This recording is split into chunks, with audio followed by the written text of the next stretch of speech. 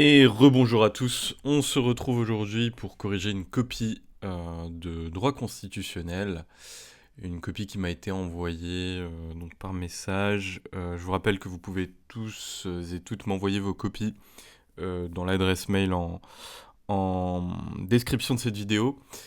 Pour que je la corrige, je vous donne mon avis, que vous soyez un peu dans ma tête sur comment je procède pour corriger des copies. J'en ai corrigé plus de 300 à tout casser, que ce soit à Sciences Po, à l'INSP, dans toutes les prépas où j'enseigne.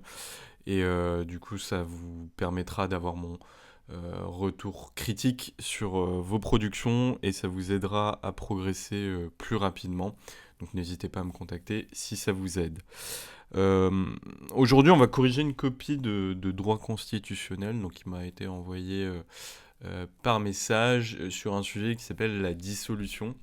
Alors, j'ai pas encore regardé la copie. Deux choses. Déjà sur la forme, attention quand vous vous entraînez à bien vous entraîner en condition, c'est-à-dire, sauf si vous avez un aménagement, à bien composer à l'écrit. Parce que surtout sur les épreuves comme ça où vous n'avez que de mémoire 4 heures pour composer, il faut avoir une gestion du temps qui est vraiment taillée, cousu main, taillée finement. Et là, en fait, le problème quand vous composez à l'ordinateur, c'est que vous pouvez faire des coupés-collés, vous pouvez réagencer votre copie assez rapidement, assez facilement.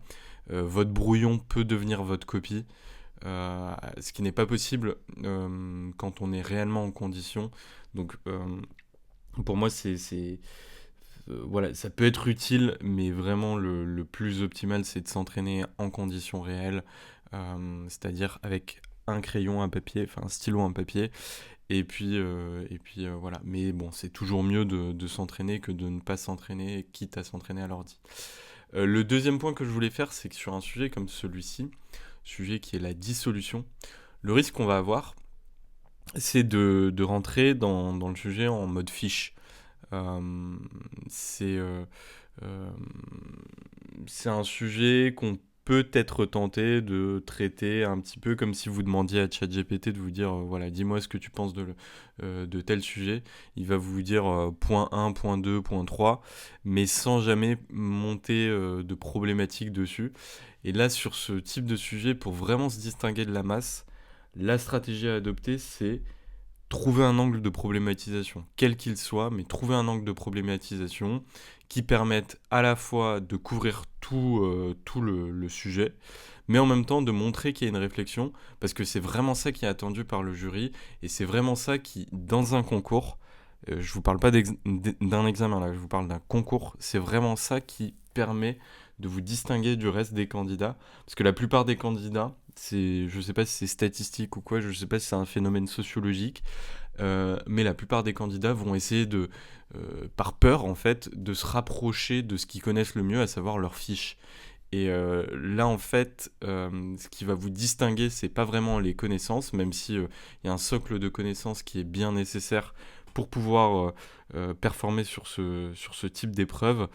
Non, là, ce qui va vous distinguer, c'est votre capacité à mettre en évidence un raisonnement, c'est votre capacité à proposer au correcteur des axes de réflexion qui lui permettent de bien vous noter et de bien évaluer que vous savez réfléchir.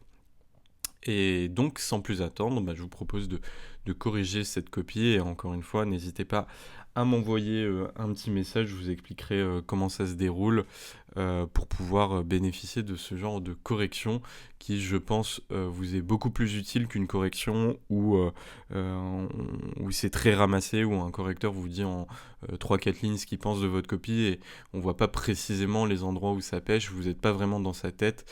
Là, c'est vraiment l'idée de ce format que je vous propose. Alors, commençons par l'introduction.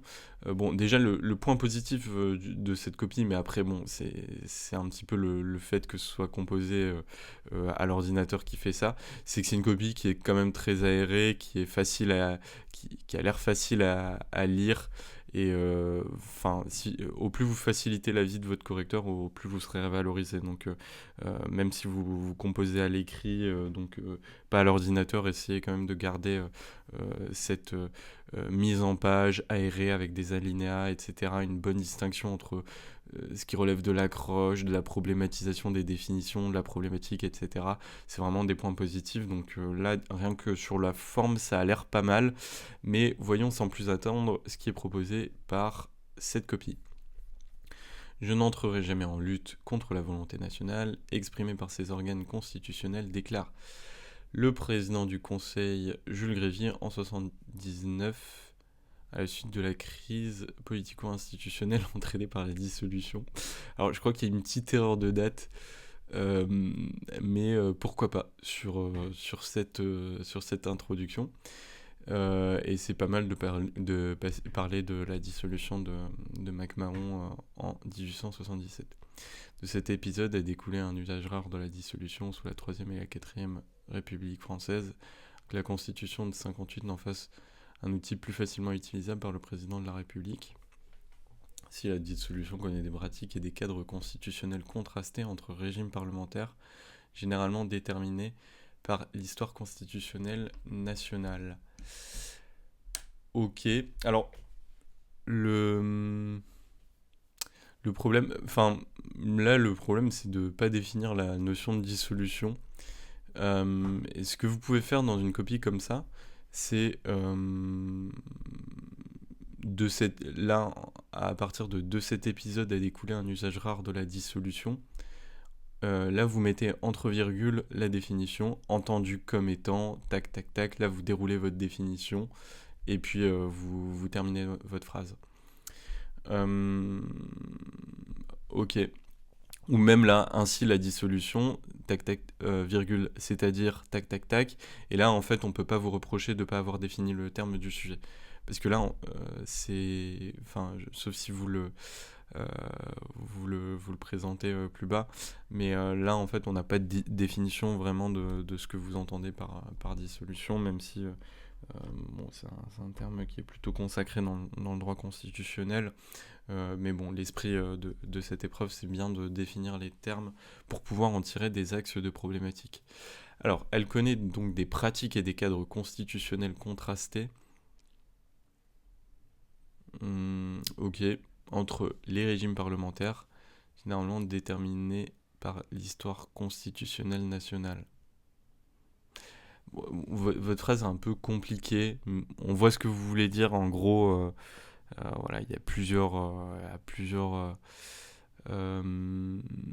usages qui sont faits de la dissolution. Après, sous la 5ème République, c'est pas non plus monnaie courante. Donc attention à pas uniquement à pas trop créer un contraste qui n'existe pas, qui serait un petit peu artificiel.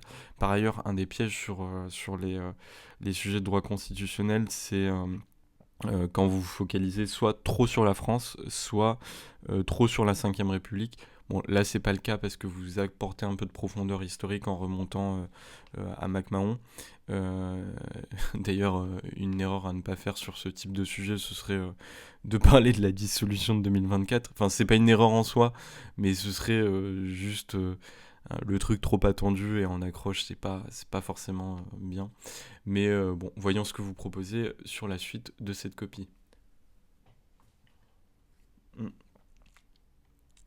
La dissolution est caractéristique des régimes parlementaires en ce qu'elle correspond généralement au pendant du pouvoir de censure du gouvernement par le Parlement. Généralement la Chambre basse. Très bien. Oui, c'est tout à fait juste. Là, vous auriez pu parler peut-être de séparation des pouvoirs en introduisant la notion, une définition du régime parlementaire à travers la notion de séparation des pouvoirs, mais peut-être que vous allez le faire plus tard. Plusieurs constitutions prévoient ainsi que la dissolution est conditionnée à une censure préalable du gouvernement concerné. Ok, vous aurez pu donner des exemples. La dissolution est donc l'un des instruments organisant l'équilibre des pouvoirs nécessaires à l'élaboration démocratique des politiques publiques. D'accord, alors je vois pas exactement pourquoi vous parlez de politique publique. Hmm, Mais bon, pourquoi pas. La dissolution est de ce fait généralement conçue comme un instrument de résolution des crises opposant l'exécutif et le Parlement et en remettant l'issue de la crise entre les mains du peuple souverain. Ok. Alors, pas forcément des... Oui, des crises ou... Enfin, En fait, au-delà de la notion de crise, c'est plutôt... Enfin, je pense que c'est vraiment la notion de blocage institutionnel. Euh, euh, Même si les deux se recoupent un peu, mais c'est vraiment cette notion de blocage que vise à surmonter la dissolution, euh, en remettant entre les mains du peuple souverain, ok, pourquoi pas.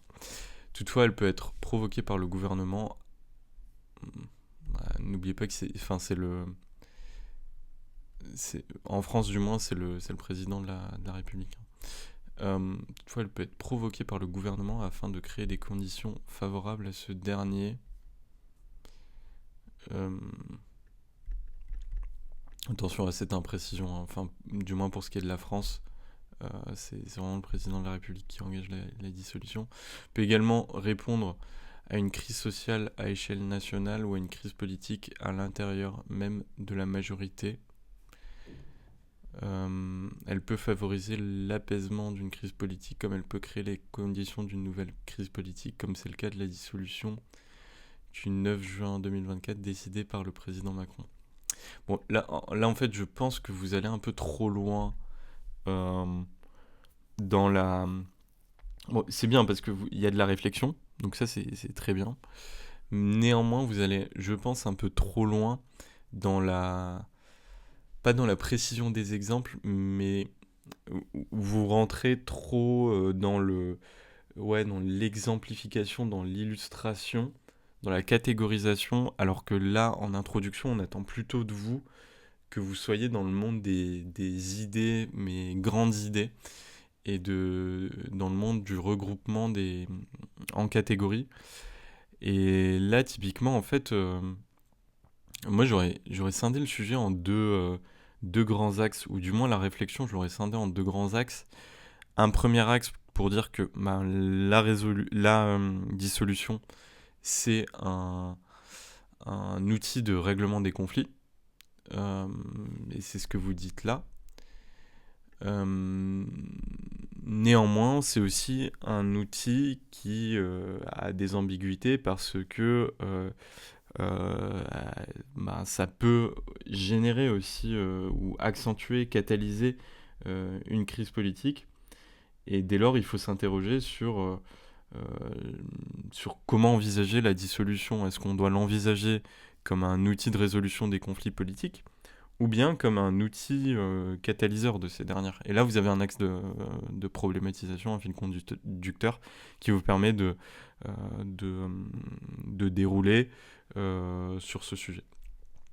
Mais bon, voyons ce que vous proposez ici. Dès lors, il apparaît que la pratique de la dissolution a un rapport ambigu à la démocratie.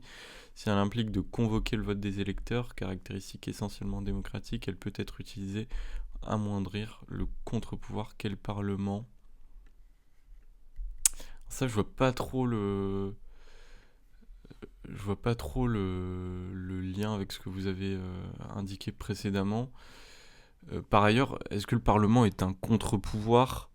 Enfin, un contre-pouvoir à qui, du coup? Faut être plus précis. Euh, enfin, en fait, je suis assez mal à l'aise avec l'idée de dire que le Parlement est un contre-pouvoir. Le Parlement, c'est le pouvoir. Euh, et, et là, le problème, c'est que vous formulez pas vraiment une problématique. Euh, bon, moi je suis pas un ayatollah non plus de la problématique avec un point d'interrogation à la fin. Je préfère, mais parfois il y a des problématiques qui sont très bien formulées sans vraiment avoir de point d'interrogation à la fin. Là, en l'espèce, enfin, c'est pas clairement exposé. Vous dites un rapport ambigu à la démocratie. Vous introduisez le concept de démocratie. Euh, C'est vrai qu'il y aurait pu avoir un axe de problématisation. C'est pas mal, hein. Il y a de l'idée, mais enfin, il y a de l'idée. Il y a de l'idée, il y a une tentative de problématisation, c'est bien. Mais en fait, je vois pas vraiment le lien avec ce que vous avez développé par ailleurs. Et en fait, ce qu'il aurait fallu faire, c'est, avant d'aboutir à ça, dire euh, la dissolution a un rapport ambigu à la démocratie. Enfin, en fait, je suis pas fan de dire un rapport ambigu à la démocratie parce que c'est trop vague comme idée. Mais euh, c'est- bon, admettons que vous utilisiez cette idée, que ce soit votre idée.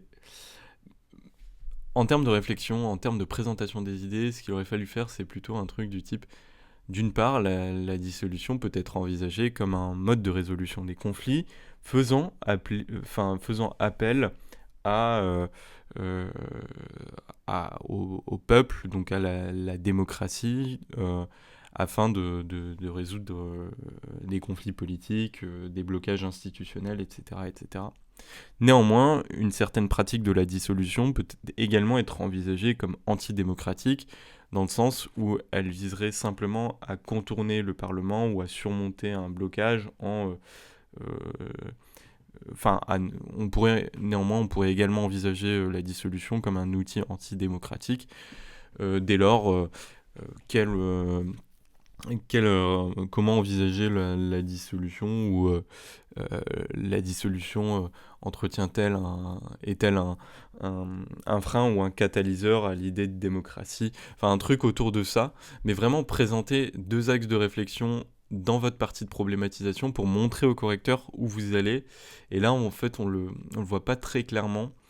Bon, vous comprenez que moi, je suis pas fan de lier à la notion de démocratie. J'aurais vraiment plutôt lié ça à la notion de blocage politique, blocage institutionnel, parce que ça permettrait aussi de parler des conditions de mise en œuvre de la dissolution, notamment dans certains pays où c'est un mécanisme qui est quand même assez cadré, de sorte à ce que la mise en œuvre de la dissolution ne puisse être possible qu'en cas de blocage fondamental. Et donc, le fait d'avoir des garde-fous permet euh, de, euh, de se prémunir d'un usage de la dissolution qui serait générateur de nouvelles crises.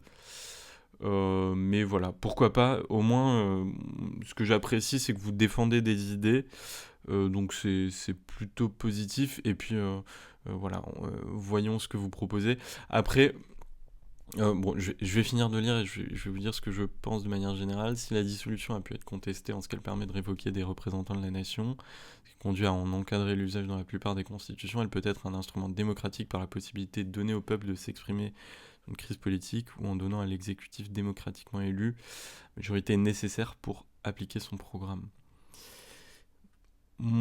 Pourquoi pas sur le plan. Après, enfin, le problème, c'est que là, j'ai l'impression de voir un peu une fiche et je vois pas vraiment la progression de la réflexion. En gros, vous dites c'est pas démocratique, mais c'est un peu thèse-antithèse, quoi. Et bon, c'est. Ouais. C'est pas mal, c'est mieux qu'une copie sans réflexion, mais c'est pas totalement satisfaisant. Et moi, ce que je veux, c'est vraiment que vous performiez au concours. Donc, je suis assez critique sur la production.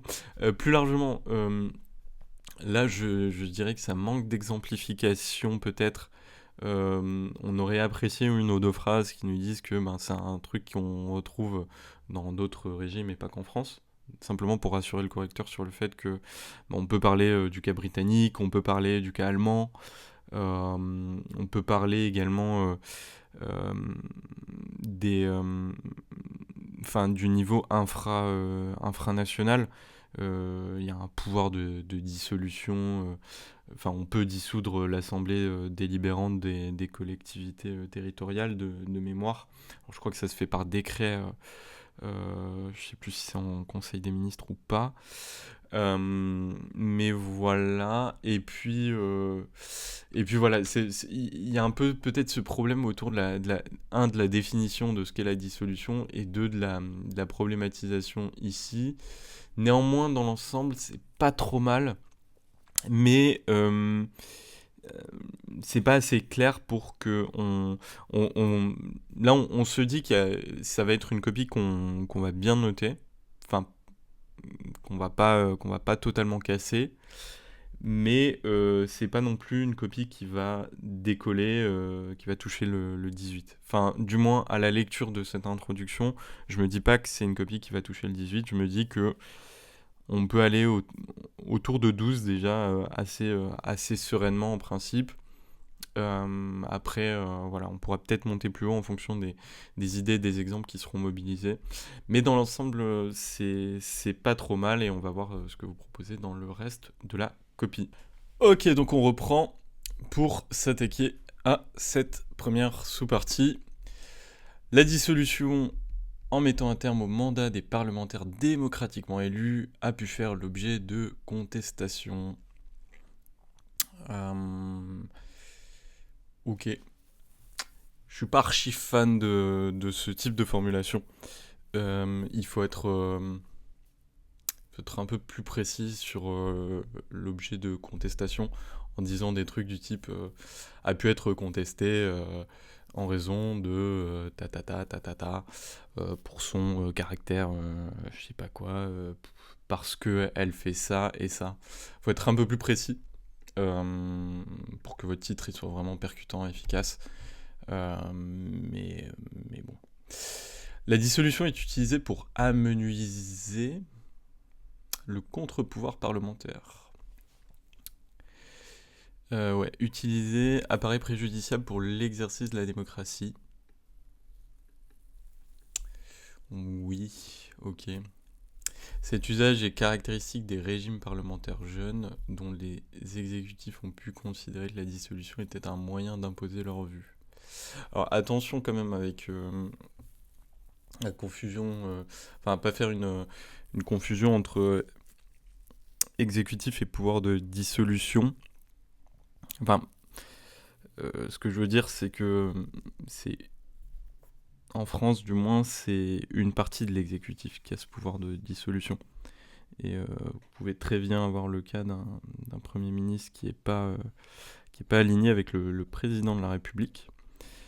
Donc il y a sa majorité parlementaire, mais le président décide de dissoudre l'Assemblée nationale. Donc attention, et puis en fait c'est des confusions qui seront vraiment scrutées par les correcteurs dans le cadre de ce type de concours, dans les concours parlementaires. Donc faites bien attention à ces distinctions. On peut citer la double dissolution décidée par le roi Charles X, ayant succédé à son cousin Louis XVIII en 1824. Son usage de la charte de 1815 a marqué un tournant illibéral dans la Restauration. Face aux succès électoraux des Républicains, le roi décide d'une dissolution emportant un échec pour le parti monarchiste, suite auquel il dissout à nouveau la Chambre des députés, entraînant une crise politique aboutissant à la chute de la Restauration, la mise en place de la monarchie de Juillet en 1830. Alors, l'idée que vous défendez ici, c'est que la dissolution, elle peut être utilisée pour amenuiser le pouvoir du Parlement et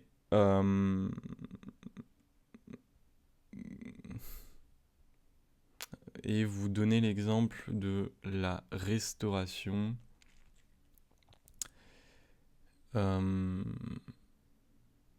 Ouais. Oui, mais du coup, en fait, là, ce qui est gênant, c'est c'est bien d'apporter de la profondeur historique dans vos exemples, etc. Mais ce qui est gênant en l'espèce, c'est que vous montrez pas en quoi ça affaiblit le Parlement. Je vois l'idée, mais en fait, vous montrez plutôt l'inverse quelque part, puisque c'est la double dissolution qui a conduit à à cette, euh, à cette situation et à la chute du régime. Donc c'est... Ouais. C'est un peu... et puis la chute du... c'est peut-être un peu abusif de le lier uniquement à la dissolution, parce que il y a aussi d'autres éléments qui ont conduit à cette fameuse crise de juillet. Et un mouvement. C'est difficile de l'imputer uniquement à la dissolution. C'était un mouvement un peu plus global, un conflit un peu plus global entre l'exécutif et le Parlement. L'autre sujet, par ailleurs, l'autre sujet sur la restauration, c'est qu'il y avait certains droits de dissolution du monarque, mais pas de droit de censure, de mise en cause de la responsabilité de l'exécutif, comme vous le mentionniez dans votre introduction. Donc en fait, moi je trouve ça un peu étrange de parler dès votre 1A des cas où la dissolution est utilisée comme un outil de contournement du Parlement. En général, dans le 1A, on préfère présenter les choses de manière un peu plate, en disant, bah voilà, la dissolution c'est ça, avoir une acception un peu conceptuelle de la chose. Là, en l'occurrence, vous vous en éloignez un petit peu en rentrant directement dans les points de tension sur cet outil. Ce que vous auriez pu faire, c'est de dire que bah voilà, c'est un outil qui permet en principe de créer un équilibre entre le pouvoir exécutif et le pouvoir législatif au sein d'un régime parlementaire, ou du moins au sein d'un régime dans lequel on aurait une séparation souple des pouvoirs. Et là, vous auriez pu donner des exemples et vous auriez pu dire l'équilibre repose sur cette confiance, cette possibilité de mise en cause de la responsabilité mutuelle, entre guillemets, dans le sens où quand il n'y a pas... quand les deux organes institutionnels, donc quand l'exécutif et le législatif ne sont pas à armes égales, on peut avoir des situations de crise politique majeure. À titre d'exemple, sous la monarchie, la monarchie constitutionnelle sous la Restauration, on a eu le cas d'un pouvoir de dissolution qui a été utilisé de manière abusive, alors que l'Assemblée n'avait pas ce pouvoir de motion de censure, même si il y avait de mémoire, il y avait un pouvoir d'adresse et donc de défiance, mais qui n'avait pas de conséquences juridiques, mais juste des conséquences pratiques. Ensuite, les équilibres de la Troisième République ont été bouleversés par les dissolutions décidées par le président de la République. Alors attention à pas faire un truc trop chronologique non plus. Ce qu'on veut, c'est vraiment que vous défendiez des idées dans cette copie. Et là, le risque, c'est encore une fois d'être en mode fiche et de pas présenter vos idées, comment vous réfléchissez au droit constitutionnel et aux institutions politiques. Quelle est votre compréhension politique de nos institutions? C'est vraiment ça la philosophie de cette épreuve. Et du coup, c'est dommage si vous vous focalisez uniquement sur les connaissances et pas sur les idées. Là, il faut monter un peu plus en généralité. Donc, voilà, faites bien attention à ça. Ensuite, les équilibres de la Troisième République ont été bouleversés par la dissolution décidée par le président de la République, MacMahon, en juin 1877. Alors bon, les équipes de la Troisième République en juin 77, enfin dire qu'ils ont été bouleversés, euh, est-ce qu'il y avait des équilibres sous la Troisième République après 2 ans d'existence?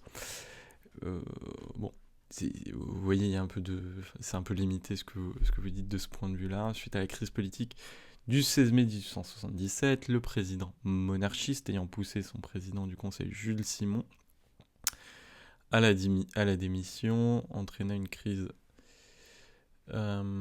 politique avec la Chambre des députés républicaine, la dissolution de la Chambre basse, exécutée selon les réforme constitutionnelle, a incarné les dangers de la dissolution pour le pouvoir parlementaire. L'échec de cette dissolution, étant dominé par, a conduit le président, son célèbre formule de Léon Gambetta, à se soumettre en nommant président du Conseil et à se démettre. Oui, mais bon, attendez, je vais reprendre. L'échec de cette dissolution a conduit le président, selon la célèbre formule de Gambetta, à se soumettre et à se démettre. Mais du coup, enfin, en quoi pour vous ça marque un échec enfin, en quoi pour vous ça marque un contournement du Parlement? Est-ce qu'on peut pas dire que finalement cette dissolution, bah, elle a rempli son rôle parce qu'elle a permis de trancher par les urnes un conflit politique?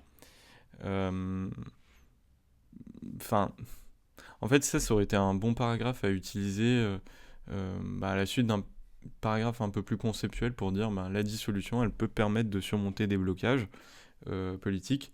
À titre d'exemple, au début de la Troisième République, on a connu ce cas d'une dissolution par le président MacMahon, etc. Et puis s'en est suivi une période de grande stabilité, enfin, toute proportion gardée, hein, mais une période où la dissolution enfin, on n'a plus recours à la dissolution, etc. etc. Là, en fait, j'ai l'impression que vous mélangez deux choses qui sont pas forcément la, la même idée.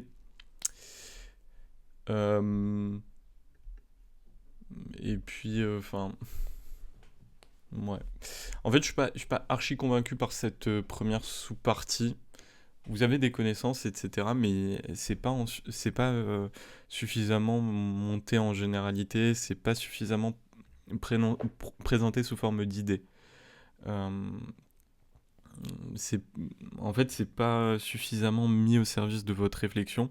Vous présentez des éléments de connaissance, mais on voit pas en quoi ça sert à alimenter la réflexion et en quoi ben, la réflexion va progresser. Là, ce que vous auriez pu faire, je réfléchis un petit peu à voix haute, mais c'est peut-être une première partie où vous présentiez un petit peu sobrement ce qu'est une dissolution, quels sont ses objectifs, etc., etc., pour vraiment poser les bases et donner ensuite une illustration en disant, bah voilà, à titre d'exemple, la dissolution a pu être utilisée sous la Troisième République pour pouvoir, pour permettre de surmonter un blocage, et l'appel au peuple a permis de clarifier, etc., etc. Enfin voilà quoi.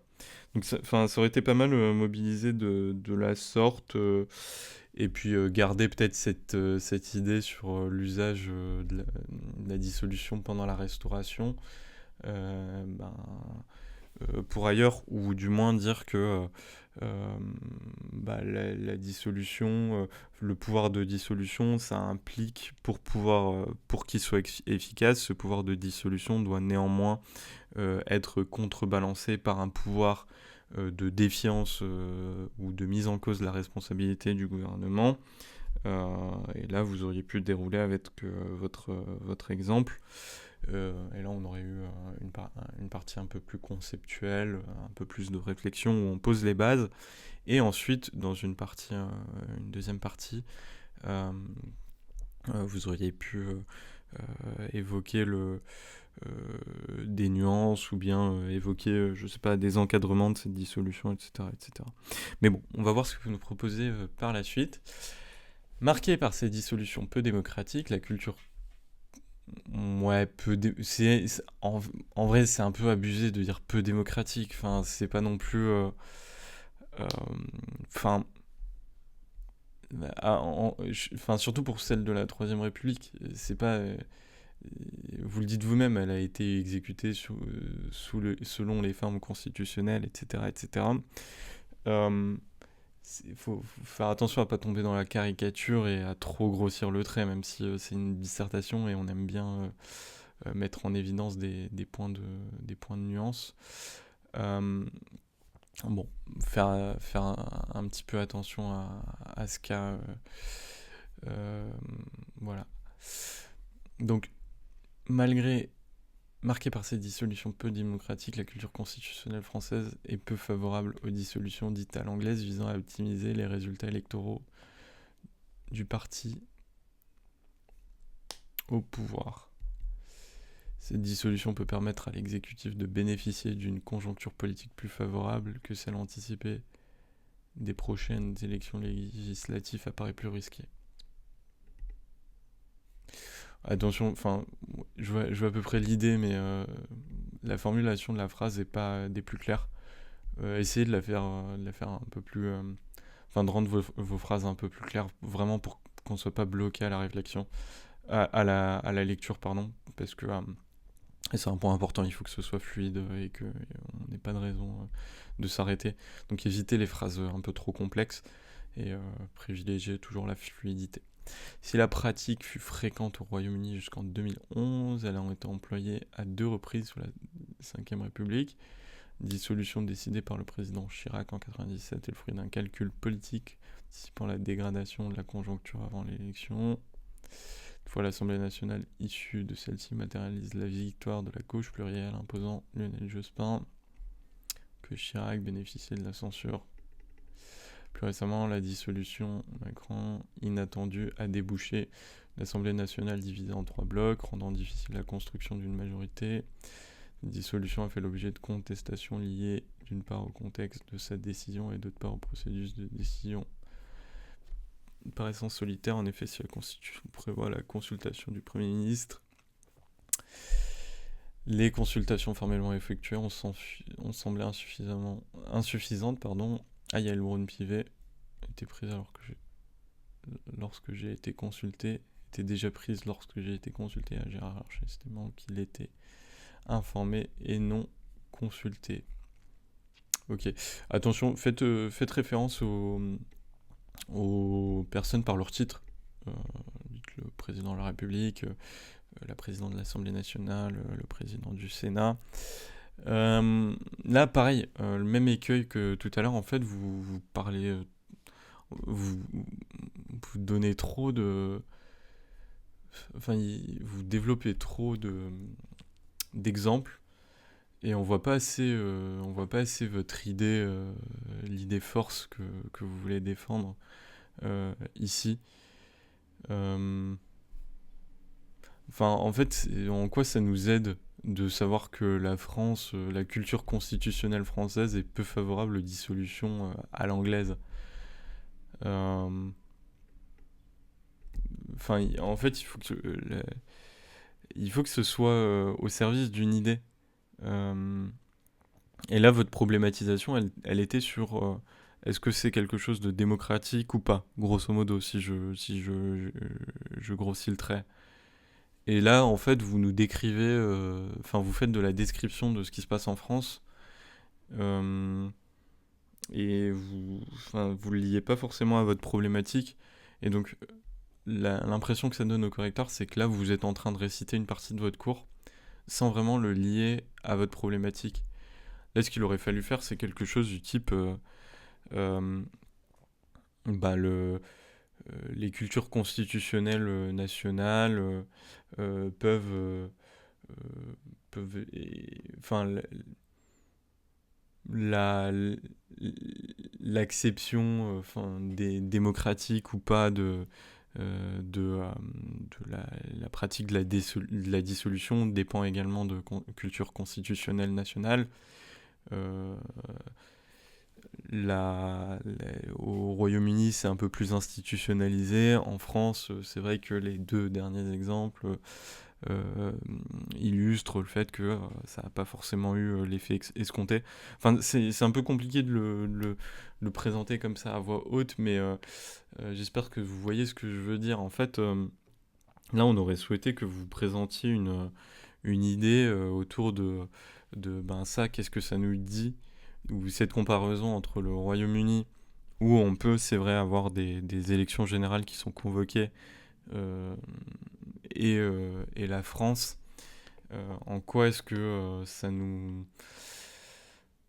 en quoi est-ce que ça nous aide à mieux saisir les objectifs, les avantages, les inconvénients de la dissolution. Euh,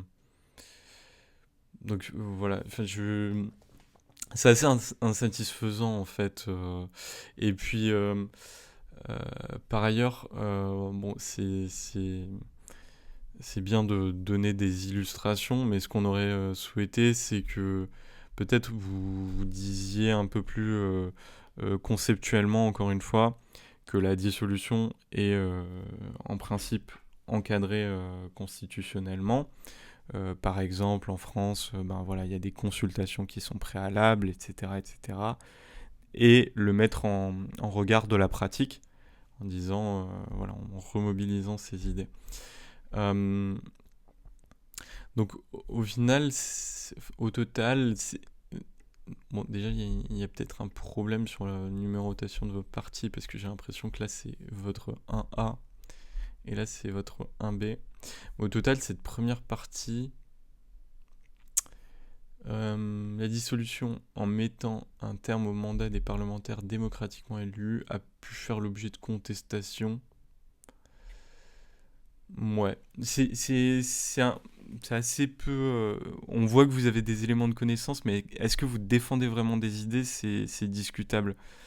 Euh, Là, on a plutôt l'impression que vous essayez d'un peu réciter une fiche et pas vraiment de présenter des idées. Et bah, vous auriez pu présenter les choses de manière un peu plus conceptuelle, je dirais, en disant bah, fortement encadré constitutionnellement. La dissolution permet de répondre à plusieurs problématiques. Ou bien euh, permettant de répondre à des problématiques, à des blocages institutionnels, la dissolution est un dispositif très encadré constitutionnellement. Et donc là, en petite 1, vous dites bah, la dissolution, elle vise à répondre à certains blocages. Et en petit 2, vous dites face au risque de détournement de ce pouvoir par l'exécutif, euh, la dissolution est strictement encadrée. Et là, en B, vous enchaînez en disant néanmoins, la pratique montre que bah, y a certains encadrements constitutionnels qui sont quand même contournés, entre guillemets. Et vous pouvez dire que, je sais pas, les dissolutions n'ont néanmoins pas systématiquement les effets escomptés. Et là, vous avez une copie où vous proposez une réflexion. J'espère que vous saisissez vraiment ce que je veux vous dire. N'hésitez pas à m'écrire hein, si c'est pas clair. Mais l'objectif de cette épreuve, c'est vraiment de montrer que vous réfléchissez, de montrer que vous savez organiser vos idées. Et là, il y a une bonne base de connaissances, mais il manque ce petit truc où on voit que vous réfléchissez, que vous organisez vos idées, quoi. On passe à ce 1B. Pour éviter les usages préjudiciables à la démocratie, pardon, les constitutions ont encadré l'usage de la dissolution, parfois jusqu'à la rendre difficilement praticable.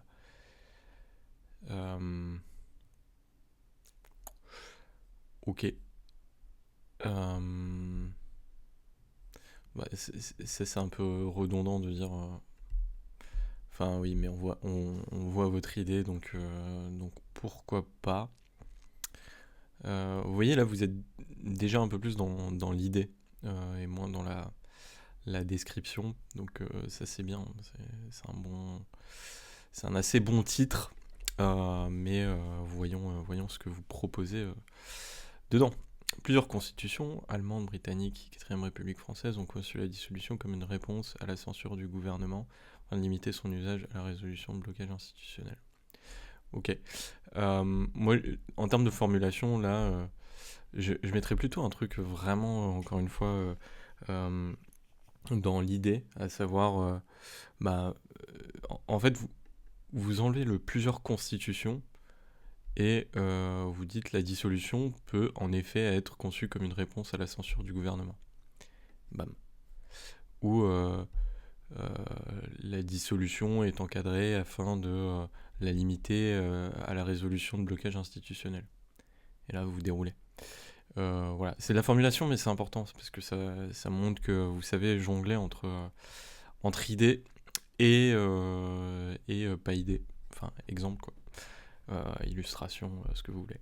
Cette condition à l'utilisation de la dissolution permet de limiter le caractère arbitraire de la décision.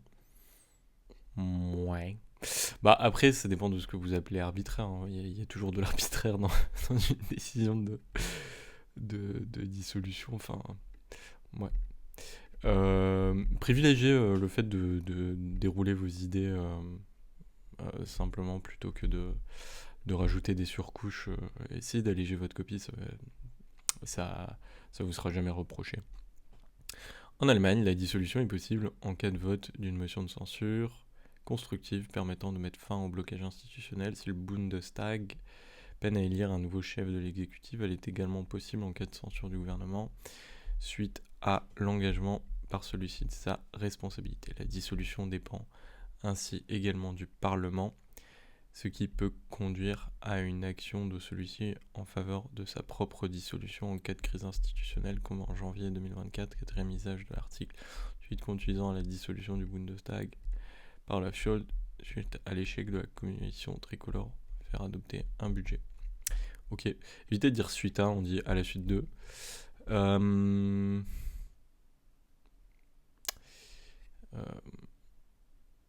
Ouais.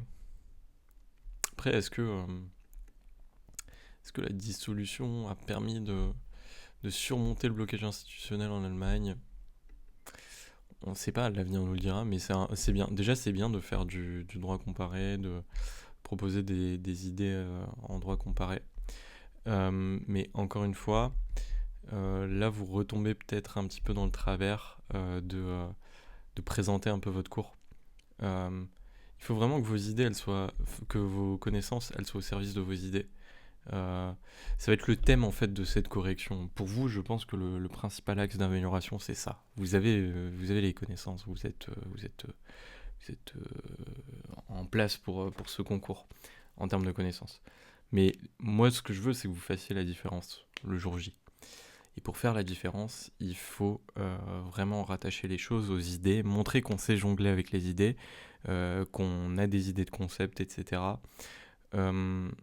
C'est un peu comme si vous aviez un concours de musique et que vous deviez faire des improvisations. Il faut bien montrer au jury que vous avez des choses dans votre répertoire, mais faut montrer de la personnalité et faut montrer que vous n'êtes pas en mesure uniquement de jouer des choses connues, etc. quoi. Vous avez une capacité de créer, de composer des choses. Et c'est vraiment ça l'idée de la dissertation. D'ailleurs, parfois on appelle ça une composition. Bon, voilà. Mais c'est intéressant et c'est bien amené. Mais là, en fait, vous voyez, je dois relire en fait pour voir comment vous le rattachez à votre partie et à votre réflexion. Au Royaume-Uni, la Chambre des députés peut voter à la majorité des 2/3 en faveur de sa propre dissolution, ce qui implique généralement un consensus transpartisan, comme demandé par Theresa May, pour faire aboutir les textes organisant le Brexit dans un contexte de crise politique au sein même du parti de la Première ministre, qui dut se démettre.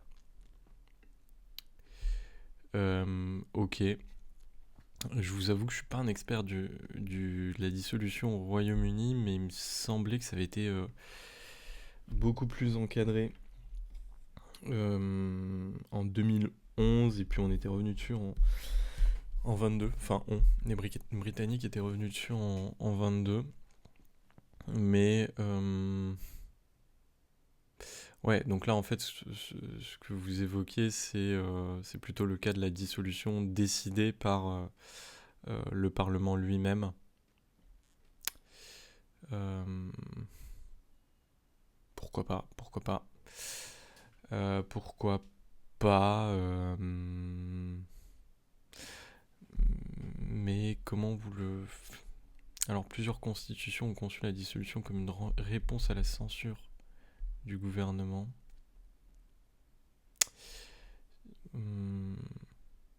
Afin de limiter son usage.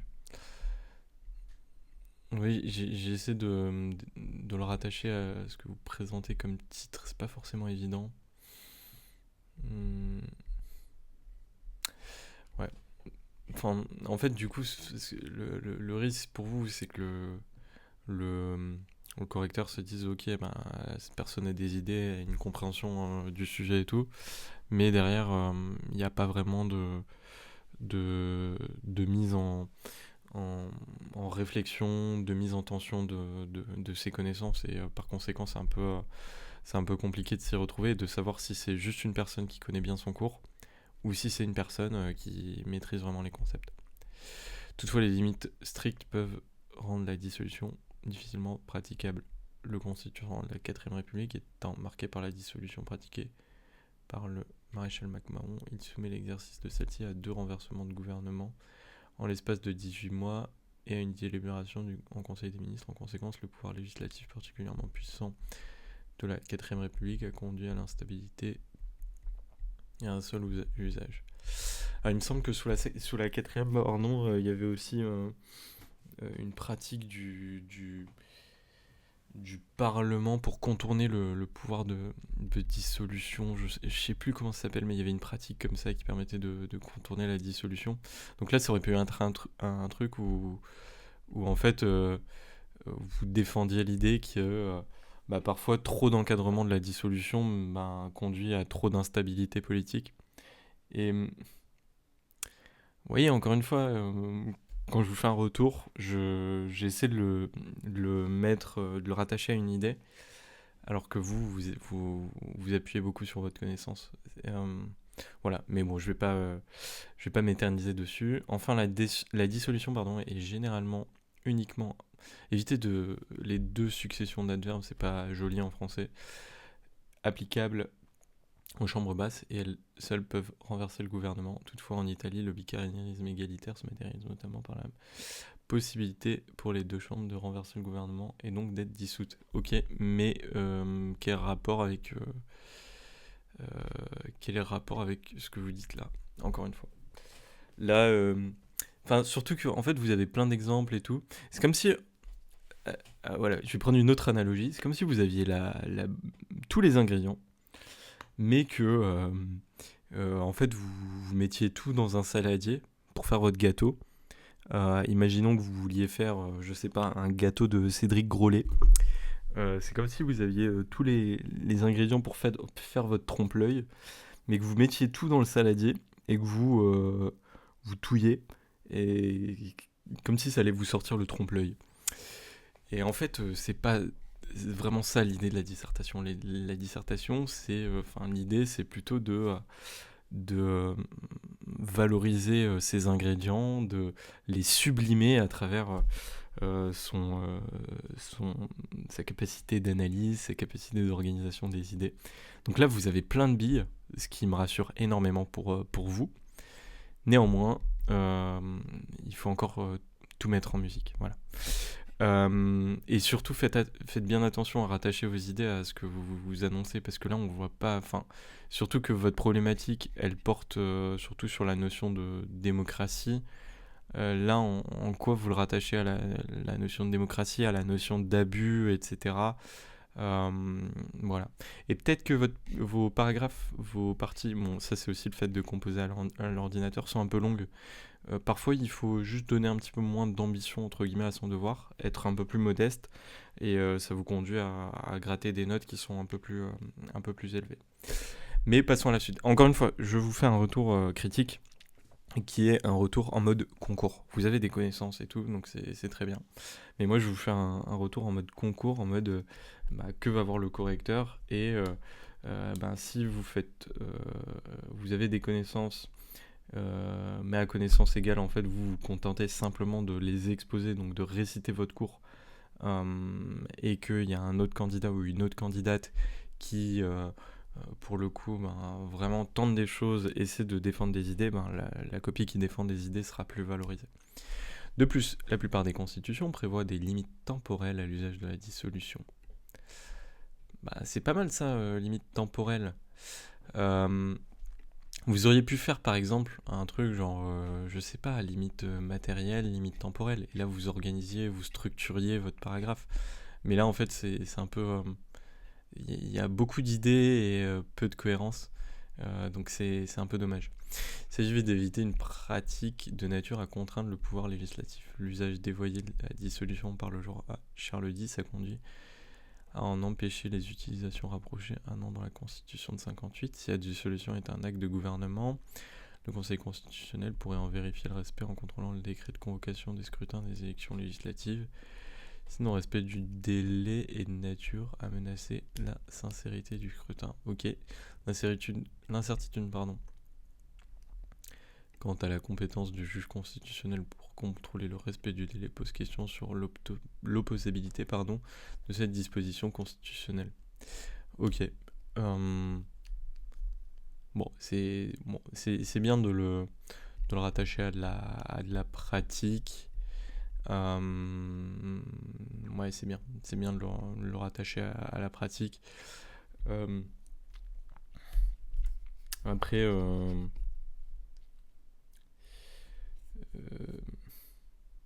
en fait, je suis en train de me demander à quel point il faudrait pas aussi ouvrir le sujet, mais c'est plus largement, c'est une réflexion un peu plus large.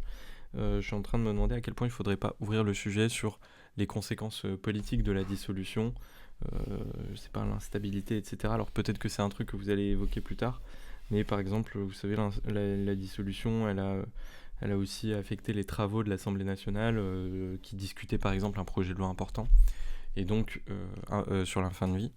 Et donc la dissolution, ça peut être aussi, si ça vise à résoudre des blocages politiques, ça peut être aussi quelque chose qui en crée de nouveau. Et je me demande à quel point vous allez évoquer ce sujet dans le reste de votre copie. Au-delà de cette idée-là de la nature à contraindre le pouvoir législatif, il y a aussi peut-être l'idée que il faut qu'une dissolution soit une arme nucléaire, et parce que ça a des conséquences qui sont graves au sens de sérieuses. Donc voilà. Une limite temporelle peut viser à éviter l'usage de la dissolution à des fins électorales bénéficiant au président. La Constitution italienne proscrit les dissolutions pendant les 6 derniers mois du mandat présidentiel. Si la dissolution italienne n'est pas conditionnée au renversement du gouvernement, pourtant fréquent, peut-être un problème de S, elle est perçue comme un moyen de dépasser les crises institutionnelles. Ok. Bon, c'est pas trop mal. C'est pas trop mal. Encore une fois, ça va un peu dans tous les sens parfois, mais il y a de l'idée, vous faites du droit comparé et tout, donc c'est vraiment bien sur le fond. Mais voilà, je suis encore un peu... je reste sur ma faim quant à l'organisation des idées. Et on va donc passer à la deuxième partie. La dissolution, si son usage n'est pas limité, peut être préjudiciable pour la démocratie. Toutefois, cet instrument, utilisé pour dépasser les blocages institutionnels ou pour donner à un exécutif la possibilité d'appliquer le programme pour lequel il a été élu, peut bénéficier aux démocraties. Ouais. Bon, c'est dommage parce que ça fait un peu bateau, entre guillemets, de dire, 1, c'est pas bien, 2, c'est bien, quoi. C'est mieux c'est mieux qu'une copie qui porte pas de plan, qui a pas de fil conducteur, pas de réflexion. Mais posez-vous plus de questions, essayez d'aller un peu plus loin dans votre analyse du sujet, etc. Je pense que vous en êtes capable, regard des connaissances que vous avez. Donc on passe à ce 2A. La dissolution employée pour dépasser des crises politiques par l'expression du peuple apparaît nécessaire à la stabilité d'un régime. Vous savez, en fait, cette partie, moi j'aurais plutôt mis ça dans une première partie, en fait, l'objectif de la dissolution, etc. Enfin, vraiment pour poser les bases. Mais bon, écoutez, pourquoi pas. Dissoudre ou menacer de dissoudre permet à l'exécutif de s'assurer du soutien de sa majorité. Ok. Attention aussi sur l'exécutif. Enfin, c'est la configuration, pour la France, la configuration particulière où. Enfin, particulière. En principe, il y a un fait majoritaire, donc une concordance entre président de la République et Assemblée nationale et gouvernement, entre ce trio. Mais surtout sur une épreuve de droit constitutionnel, montrez que vous avez de la nuance, que vous savez distinguer gouvernement de président. C'est pas la même chose. Il y a deux têtes à l'exécutif. Mais pourquoi pas. Je suis tatillon des fois, vous m'en excuserez. La dissolution par la seule capacité du président à l'utiliser sans condition de blocage institutionnel dans la Constitution peut bénéficier à l'exécutif. L'Assemblée nationale pouvant être dissuadée de mettre en échec la politique gouvernementale, voire de voter la défiance. Ce mécanisme a pu bénéficier à la stabilité gouvernementale, notamment en situation de gouvernement minoritaire et en particulier lorsque la majorité est fracturée. Oui, mais écoutez,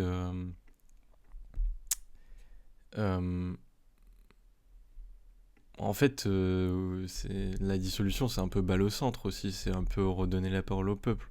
Je trouve que c'est un peu rapide de dire, ben oui, la dissolution, ça permet de tenir sa majorité. Il y a un fond de vérité. Mais il y a aussi un côté où quand on met en œuvre la dissolution, on prend ses responsabilités, on prend le risque d'être confronté à un échec. Et d'ailleurs, l'histoire constitutionnelle française nous montre que c'est déjà arrivé. En 62, la censure du gouvernement Pompidou, faites attention à l'usage contesté de l'article 11C, dite 11 de la Constitution, s'il vous plaît, pour réviser la Constitution, est suivi d'une dissolution par le général de Gaulle. J'aurais plutôt dit a été suivi. Attaché à l'expression populaire, celui-ci convoque de nouvelles élections en connaissance de l'opinion favorable des électeurs envers lui. Oui, ok. Les résultats des élections sont en effet favorables au président de Gaulle et au nouveau gouvernement Pompidou. Enfin, 4 ans de gouvernement minoritaire, cette dissolution a donc pu être qualifiée de dissolution sanction. Pourquoi pas.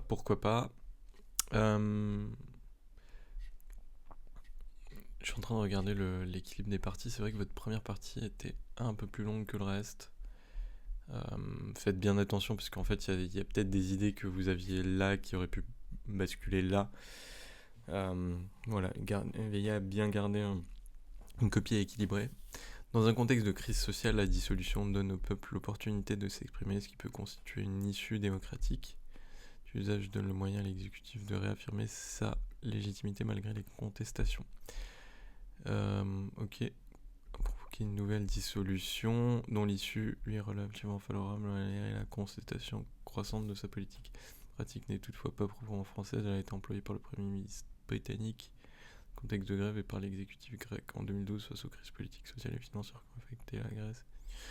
Si elle peut avoir une dimension plébiscitaire lorsque l'exécutif cherche à réaffirmer son autorité par le vote populaire, constitue une raison essentiellement démocratique à une crise. Toutefois, son usage ne doit pas conduire à des dissolutions fréquentes dès lors qu'une crise sociale paraît remettre en cause la légitimité démocratique de l'exécutif ou des parlementaires.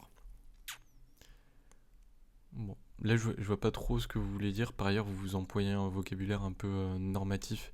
Évitez surtout au Sénat, enfin surtout pour les concours parlementaires. On attend de vous d'être très analytique, très en pas de recul par rapport au sujet. Bon, vous voyez que c'est pas très fluide, encore une fois, au niveau des idées.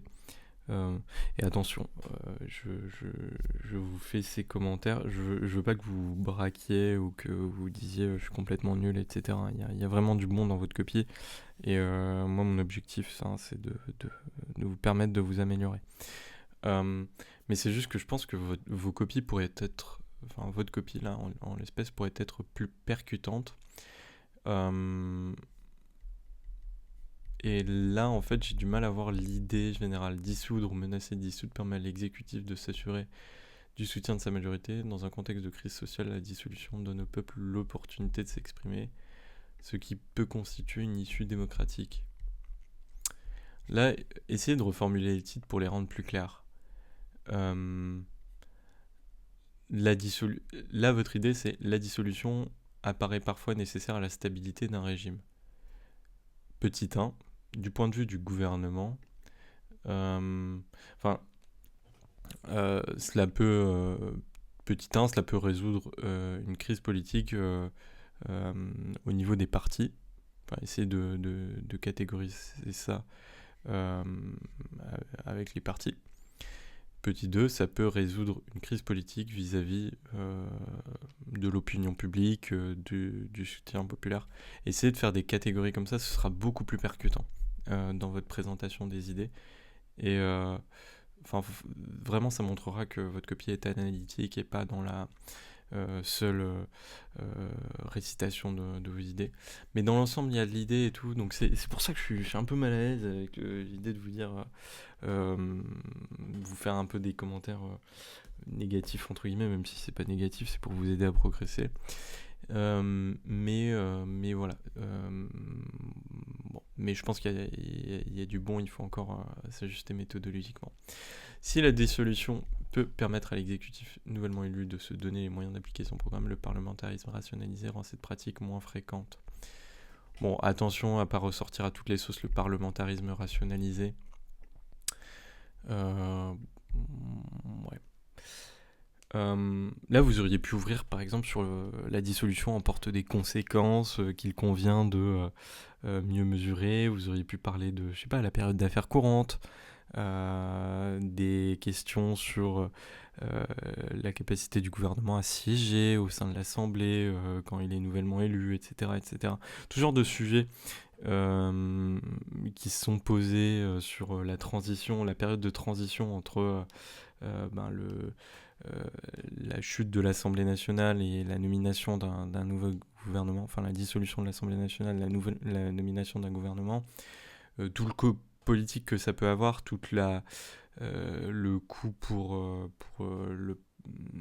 les propositions qui sont transpartisanes, les débats de société, le coût aussi pour la chambre haute, qui du coup voit son calendrier un peu bloqué. Le coût démocratique que ça peut avoir parce que le Parlement n'exerce plus totalement son action de contrôle du gouvernement. Tout ça, c'est des trucs que vous auriez pu évoquer pour éviter de vous centrer uniquement sur la dissolution en tant que telle, mais aussi sur ses conséquences. La dissolution peut s'avérer nécessaire à l'application du programme pour lequel le nouvel exécutif a été élu. Dissoudre peu après l'accession au pouvoir constitue un moyen de bénéficier de la conjoncture politique pour s'assurer une majorité confortable. Elle a été employée président Mitterrand à 2 reprises après chaque élection. En 81, la dissolution promise dès la campagne présidentielle doit permettre de donner une nouvelle assemblée au premier président de gauche de la 5ème République. Ok, la dissolution de 81 est un succès pour François Mitterrand. La dissolution de 88 lui offre une majorité relative. Cette dernière met fin à 2 ans d'une cohabitation inédite. Elle permet au président reconduit d'appliquer son programme même partiellement. Vous voyez là encore, même écueil. Vous perdez un petit peu dans l'exemple au lieu de le rattacher à votre idée, même s'il y a de l'idée. Et toutefois, le parlementarisme rationalisé permet d'éviter de devoir dissoudre dès lors qu'un gouvernement est minoritaire. Les mécanismes permettant au gouvernement, même minoritaire, d'appliquer leur programme permet une coopération des pouvoirs. Bon, y a un problème dans votre phrase, je crois. Permet... Si la constitution de la 5ème République a créé les conditions d'une stabilité gouvernementale, Il apparaît qu'elle permet aussi une stabilité à l'Assemblée nationale. Si le quinquennat et l'alignement des mandats rend cette pratique peu probable en France, la dissolution de 2024 a décalé les élections présidentielles et législatives. Oui, oui, je vois ce que je voulais dire. Le calendrier, ce qui conduit à anticiper une dissolution avant la fin du mandat, ok. Seconde censure d'un gouvernement le 4 décembre suite à l'utilisation du dispositif prévu montre des nouveaux enjeux liés à la stabilité gouvernementale qui semblait acquise depuis les années 2000. Ok, en définitive, il apparaît que la dissolution est un instrument commun au régime parlementaire, mais dont la pratique est encadrée en fonction des dérives ayant marqué l'histoire constitutionnelle nationale. Les conséquences pour la démocratie dépendent donc de l'usage de la dissolution et de sa perception par les citoyens, en premier lieu par les parlementaires. Dissolution de 24, si elle fait l'objet de critiques virulentes, pourtant pas conduit à une volonté transpartisane d'en changer les règles constitutionnelles, il s'agit donc davantage de veiller au respect de la Constitution, alors que le Conseil constitutionnel opère un contrôle particulier en provenant de l'acte gouvernement qu'est le déclenchement. Bon, c'est pas le Conseil constitutionnel qui contrôlerait le décret. Enfin, c'est un décret, attention à pas confondre les rôles de chacun.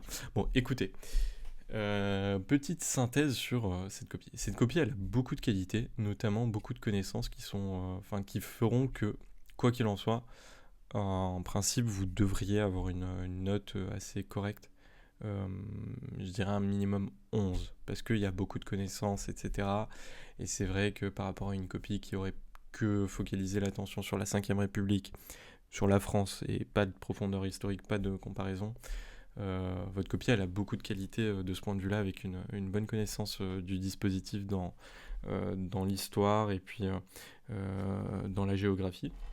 Néanmoins, je note un petit déséquilibre des parties avec une grande première partie et une deuxième partie un peu moins riche et un peu moins fournie en exemples de droit comparé. Donc je pense qu'en premier lieu, vous pourrez réagencer vos parties de manière à ce qu'elles soient un peu plus riches sur la deuxième, enfin rééquilibrer le tout. Vous ne tombez pas dans le piège de limiter votre copie à la seule 5ème République, je l'ai dit, mais en plus à la seule dissolution du président Macron de l'an dernier. Donc ça, c'est très bien. Néanmoins, le gros point noir de cette copie, c'est vraiment la problématisation. Ça, c'est le premier point. Donc il y a un point noir un peu macro, donc sur l'ensemble de la copie. On a du mal un peu à avoir le fil conducteur, ou du moins à la fin de la copie, on ne sait pas ce que vous pensez vraiment de la dissolution. C'est pas si c'est bien, c'est pas bien, il faut l'encadrer davantage, c'est quoi ses conséquences, etc. etc. Donc ça, c'est le premier point. Et le deuxième point, c'est au niveau un peu plus micro, où au sein de chaque partie, je pense que vous pourriez amener vos idées de manière plus percutante, en distinguant bien la notion d'idée de la notion de connaissance. Et une fois que vous maîtriserez ces deux points, je pense que vous pouvez très très facilement taper un 14, un 15, un 16, parce que vous avez une base de connaissances qui est quand même très solide. Je sais pas, on a l'impression que vous avez quand même goût pour cette matière, que vous avez quand même une impétence pour le droit constitutionnel, etc. Enfin, ça se ressent dans votre copie. Je sais pas à quel point vous l'avez fait en condition, à quel point vous vous êtes aidé de vos bouquins ou je ne sais quoi. Mais en tout cas, c'est plutôt positif. Pour vous donner, moi, ce que j'aurais fait sur ce sujet, peut-être que je l'aurais axé sur la dissolution. En fait, c'est quoi ? La dissolution, c'est un outil qui vise à résoudre un blocage institutionnel.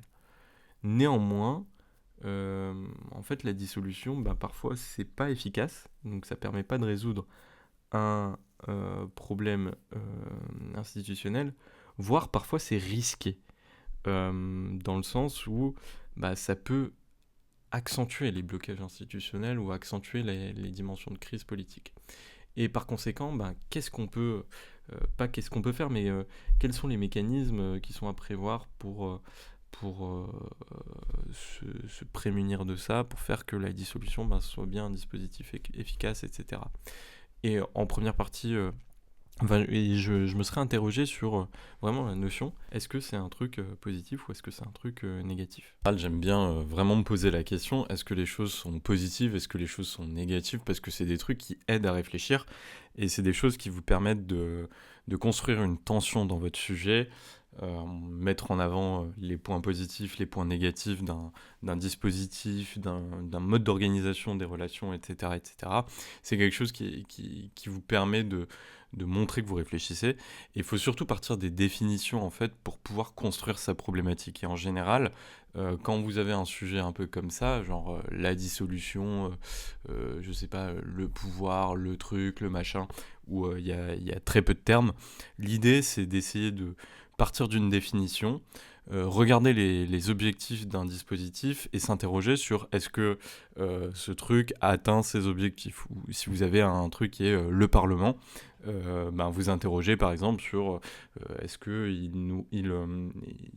atteint ses objectifs de contrôle du gouvernement, de production normative et d'évaluation des politiques publiques. Pour ce qui est du Parlement français, si vous avez un sujet qui est sur le président de la République, si vous interrogez sur son rôle aujourd'hui, sur est-ce que c'est efficace, etc., etc. Et c'est comme ça que vous construisez une problématique qui est intéressante à évoquer.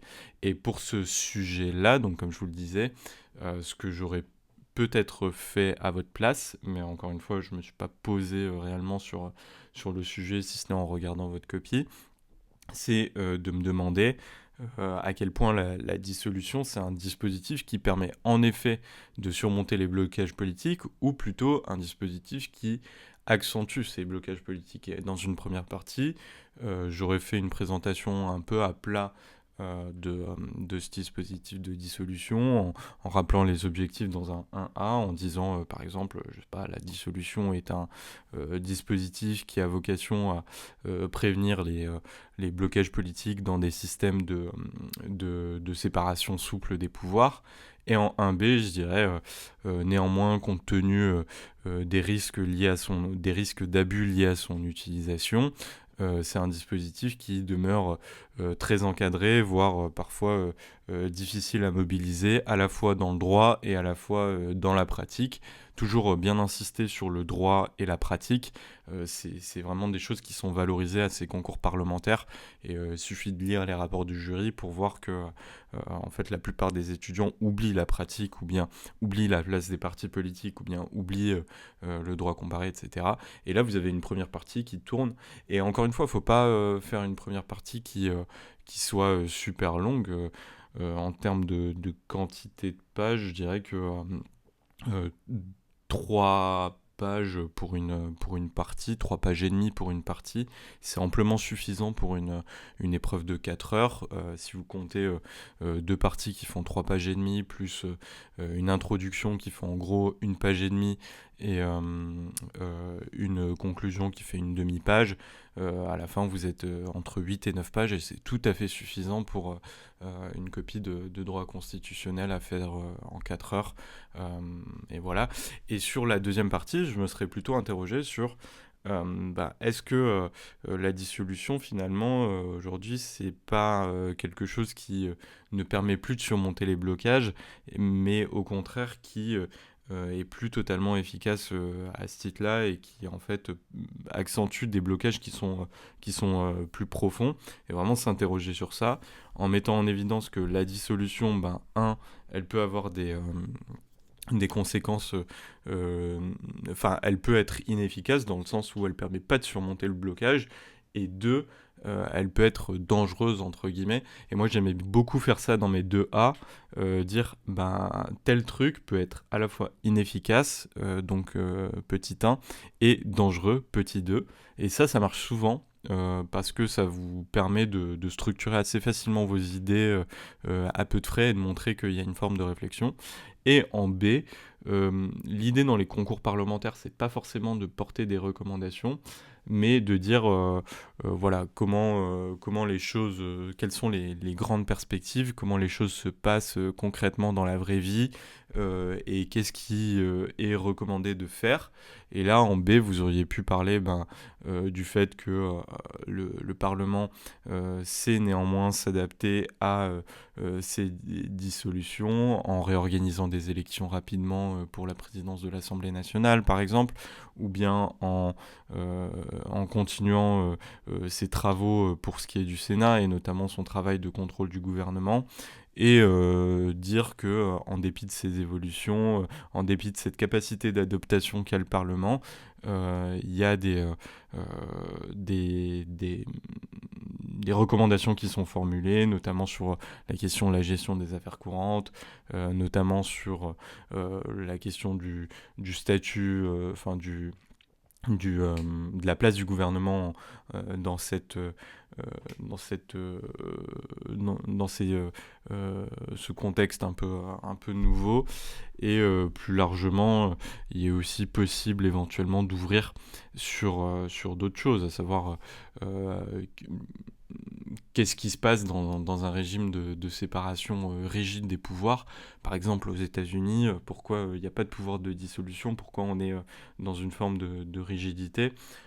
Voilà. Et puis, ne pas hésiter aussi à parler de l'Union européenne, ne pas hésiter à parler des collectivités territoriales lorsque c'est pertinent. Mais voilà. Mais au moins, vous voyez, sur le plan que j'essaie de vous dresser là en réfléchissant à voix haute, il y a une espèce de réflexion. Mais grosso modo, ce que vous devez retenir de cette correction, c'est que vous avez de bonnes connaissances et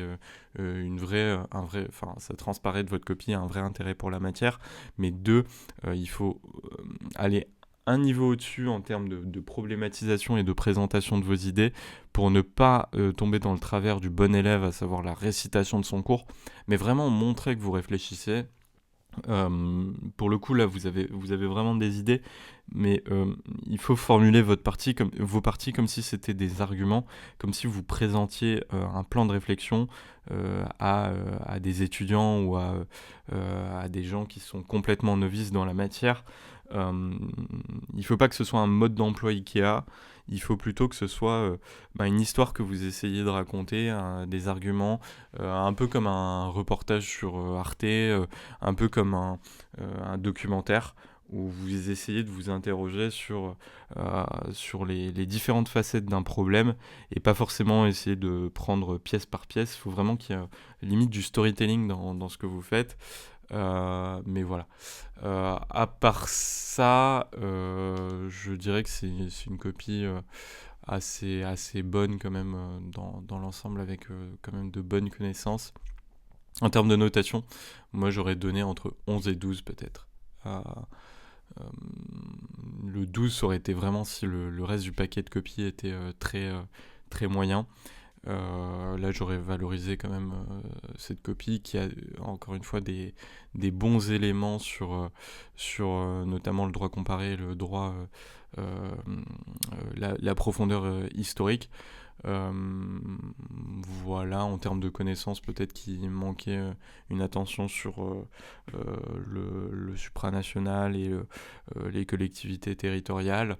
Peut-être qu'on aurait apprécié que vous parliez un petit peu plus de cette notion de séparation des pouvoirs, de la question de la balance des pouvoirs aussi, du fait que la dissolution, c'est un peu le pendant du fait que le gouvernement puisse engager sa responsabilité.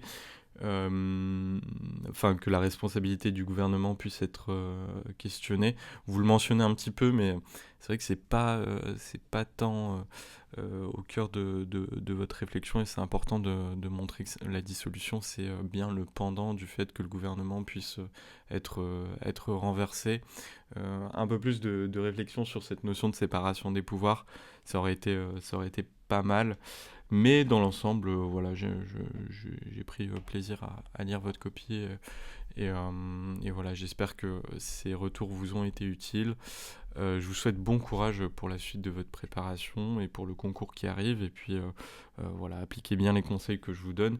Et si vous êtes arrivé au bout de cette vidéo et que vous souhaitez que je corrige l'une de vos copies, n'hésitez pas à me l'envoyer sur l'adresse email en description de cette vidéo.